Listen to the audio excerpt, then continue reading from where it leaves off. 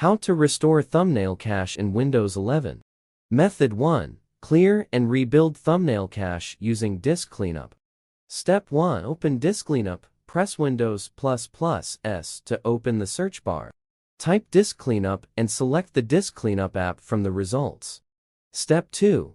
Select the drive. Choose the drive where Windows is installed, usually C, and click OK.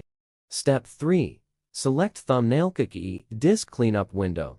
Find the option labeled Thumbnails. Check the box next to Thumbnails.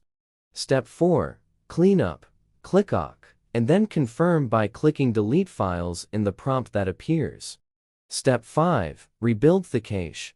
Windows will automatically rebuild the thumbnail cache the next time you open a folder with images or videos. Method 2. Manually delete thumbnail cache files. Step 1. Open File Explorer. Press Windows ++E to open File Explorer. Step 2. Navigate to the thumbnail cache location in the address bar.